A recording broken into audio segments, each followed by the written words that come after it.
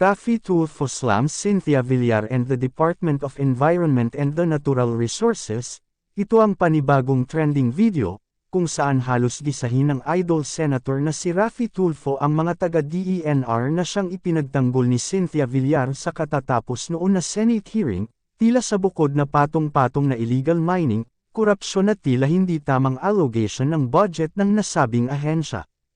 Pero bago tayo magpatuloy sa ating topic mga ka-Armor TV, kung hindi ka pa nakakapag-subscribe, mag-subscribe ka na at i-click ang notification bell, para mas updated ka pa sa mga ilalabas kong mga videos.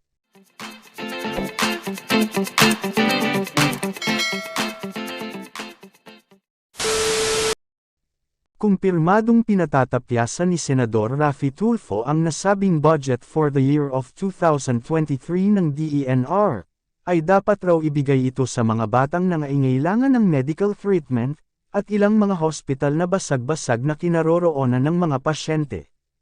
Sumang-ayon ang taong bayan sa nasabing panukala ng TV anchor na si Rafi Tulfo, na imbis na raw mag-invest sa mga ganitong programa ng DENR, na siyang nakapipinsala pa sa kalikasan, mas dapat raw bigyang atensyon, ang pangangailangang medical ng mga bata, at mga senior citizens, at ilan pang mga pamilyang Pilipino, na magpasa hanggang ngayon ay hindi pa rin makaabot sa kanila ang ilang mga health standard o mga atensyong medical na kanilang kinakailangan, papatayo ng mga maayos na hospital, na siyang magkikiter ng maraming pasyenteng Pilipino na mas nangangailangan ng tulong. Para makita niyo naman Narito po, ang full Sa video. kalagayan ng mga pasyente doon.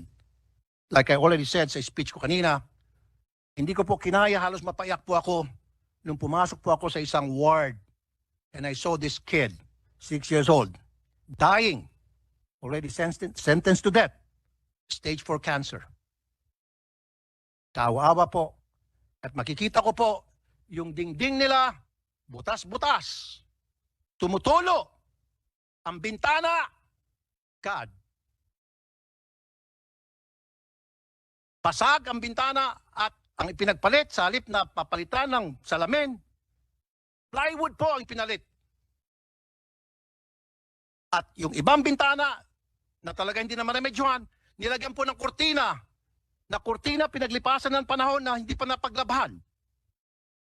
Ganun po kawa-awa yung National Children's Hospital. That's why inuulit ko po, ipaglalaban ko po na bawasan ang budget ng DNR na para sa akin maraming pagkukulang. 10 billion para sa Office of the Secretary and 2 billion support for the operation. Another 2 billion which is 12 billion. So 2 billion po ang dapat mabawas sa DNR at yan po ay may transfer sa National Children's Hospital na mas nangangailangan po ng tulong.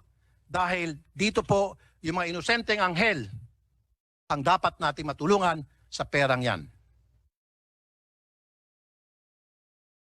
And I call upon my colleagues here in the Senate to please support me with this advocacy that I have now na para mabudgetan po itong National Children's Hospital. I thank you, Ms. Medical Center. November is National Children's Month, and yesterday, November 20, was National Children's Day. Actually, even before I became senator, I visit these hospitals because more than anyone, the children in these hospitals need all the help they can get. They are the most helpless sector in our society. And today, I clearly saw the sadness and sorrow in the faces of these innocent angels, reflecting the pain and suffering they're going through in the first few moments of their lives. Ang bigat po sa dibdib makita itong mga bata na may malulubhang sakit, leukemia, stomach cancer, pancreatic cancer. Napalabas po ako ng kwarto dahil di ko na po matake ang kalagayan ng isang bata doon. He was a 6-year-old boy suffering with stage 4 liver cancer. Excuse me. He was having a hard time breathing, even if he already had an oxygen tank assisting him. I was told that he is just waiting for his time to go, meaning he was already sentenced to death. And his parents were there to helplessly witness it all. As a father, I can just imagine what they were going through, knowing that their child already is considered as dead. Mr. President, the National Children's Hospital, a health facility for the poorest and weakest, is in dire need of our help. Kung paano naghihingalo ang mga pasyente doon, gayon din ang paghihingalo ng pasilidad at sitwasyon ng National Children's Hospital. Una, kulang na kulang po sila sa manpower. They could not handle the amount of patients that comes to them. In fact, listen to this. There is a 3-year waiting time. Ulitin ko po. Excuse me. 3-year waiting time for some of the therapies being offered to the patients, PT, OT, at speech therapy. 3 years, 3 taon. Isa pong buong cycle po yan ng Kongreso. 3 taon maghintay ang isang pasyente bago siya makatikim ng therapy dito po sa National Children's Hospital. Lubos po akong humahanga sa mga doktor ng National Children's Hospital, maging sa mga nurses doon, dahil sila po ay may tuturing na tunay na mga bayani. They give more than what they are paid for, and their salaries are way below industry level. Ang 2 buwan na sweldo ng mga PT at pampublikong ospital ay kinikita lamang po nila sa 2 linggo sa private practice. Nobody wants to work in the National Children's Hospital because, of course, there are better opportunities out there. Pero dahil sa pagmamahal at malasakit sa mga bata at pamilya doon, ang mga frontliners ng NCH ay nagtitiis. It is true, patriotism at work. Second, the facilities are also below standard. The building is dilapidated. Ang mga pagtakip nila sa bintana ay plywood. Basag-basag po yung mga bintana at plywood po ang pantakip. Pwedeng pasukin ng alikabok, usok at lamok. Ang napakainit po ng mga kwarto. Walang tamang ventilation. Imbis na gumaling ang mga bata, mas lalo pa sila magkakasakit. Excuse me po.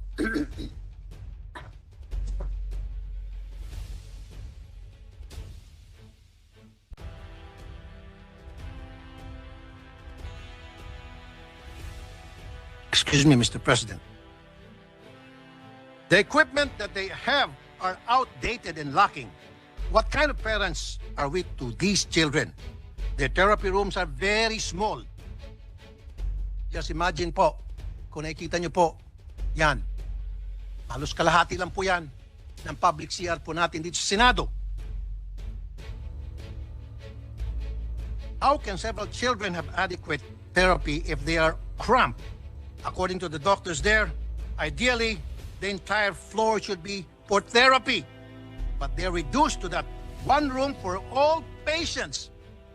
So instead of getting therapy 2 to 3 times a week at the hospital, the parents are just instructed to continue the therapy at home.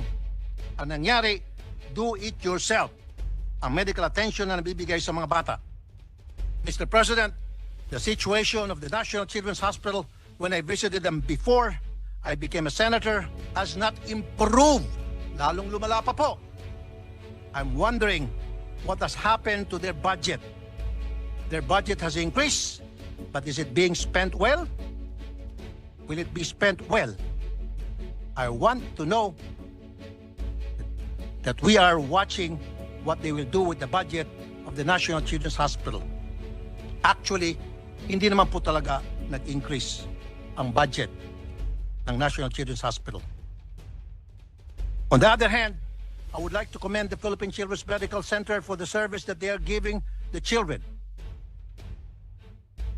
There is even an ongoing construction to expand the facilities. I salute the management of PCMC. They're on the right track. And so I would like to highlight the stark contrast between the two hospitals. The fact that PCMC is doing a good job, there's something wrong with the system of the National Children's Hospital. Actually, there's nothing wrong with the system of the National Children's Hospital. What is wrong is the way the government handles this hospital, the way that the kind of help this hospital is being treated away the kind of help that they must receive from the government. I think that's what the problem is. I would like to call on the DOH to strengthen the education of parents, particularly mothers, when it comes to parental and pregnancy health care. Bilang kulang po tayo sa resources upang maalagaan ang mga batang may sakit at top priority would be prevention. We should double the information campaign for mothers regarding the lifestyle and diet when pregnant to prevent ailments caused by poor health during pregnancy. Ang laking pera po matitipid ng mga Pilipino kung ang mga sakit ng mga kabataan ay mapipigilan. And I would like to echo the advocacy of our dear Senator Pia Cayetano for breastfeeding. This is the number one defense of our children against sickness because it is the best source of immunization for the newborn. While we have programs already for breastfeeding education, we must make sure that illness are implemented in the barangay level para makarating talaga sa ating mga nanay pati sa mga tatay na nag-aalalay sa ating mga breastfeeding mothers. At bago po ako magtapos ng aking talumpati, pagdating po sa period of amendments, I will request na bawasan po ang budget ng DNR na meron pong 12 billion pesos ang Office of the Secretary at 2 billion doon akin pong ilalakat at ilalaban na may transfer po sa Philippine National Children's Hospital na mas nangangailangan ng tulong. Sana po ang ating mga taga DOH, ang ating mga taga DBM at maging ang ating mga otoridad, my esteemed colleagues in Congress and Senate, I invite you to visit this hospital. Dahil nung makausap ko po sila, wala raw pong nagbibisita sa kanila ng mga opisyal ng gobyerno. Marami na pong bumibisita sa Philippine Children Medical Center. Marami pong sumusuporta doon. As a matter of fact, I was told na recently they received 100 million pesos assistance fund from the government. Meron silang malasakit center. In fact, my brother, Secretary Erwin Tulfo, before he became secretary, nag-donate ng 4 million pesos. Marami po mga donor ang PCMC, which I really appreciate. Pero sa National Children's Hospital, wala. Ilang secretary na po ang nagpalit-palit sa ating gobyerno, ni isang DOH secretary, wala raw pong pumunta roon para bumisita. Para makita sana nila ang tunay na kalagayan ng mga pasyente doon. Wala raw pong bumibisita mga taga-gobyerno. Dahil ba, ito isang maliit lamang na ospital? Dahil ba, ang pupunta rito, mga anak ng mga pinakamahirap na tao sa Pilipinas, the poorest of the poor? I challenge the DOH, the DBM, and all my esteemed colleagues. Sana po, kung meron kayong panahon, bisitahin niyo po para makita niyo naman po kung gaano kalunos-lunos ang kalagayan ng mga pasyente doon.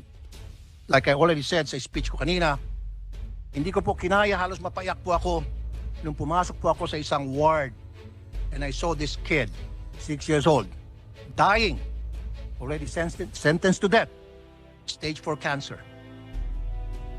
Tawa-awa po at makikita ko po yung dingding nila, butas-butas, tumutulo ang bintana. God. Basag ang bintana at ang ipinagpalit sa halip na papalitan ng salamin, plywood po ang pinalit. At yung ibang bintana na talaga hindi na maremedyohan, nilagyan po ng kurtina, na kurtina pinaglipasan ng panahon na hindi pa napaglabahan. Ganun po kawa-awa yung National Children's Hospital. That's why inuulit ko po, ipaglalaban ko po na bawasan ang budget ng DNR na para sa akin maraming pagkukulang. 10 billion para sa Office of the Secretary and 2 billion support for the operation. Another 2 billion which is 12 billion. So 2 billion po ang dapat mabawas sa DNR at yan po ay may transfer sa National Children's Hospital na mas nangangailangan po ng tulong dahil dito po yung mga inosenteng anghel ang dapat nating matulungan sa perang yan. And I call upon my colleagues here in the Senate to please support me with this advocacy that I have now na para mabudgetan po itong National Children's Hospital.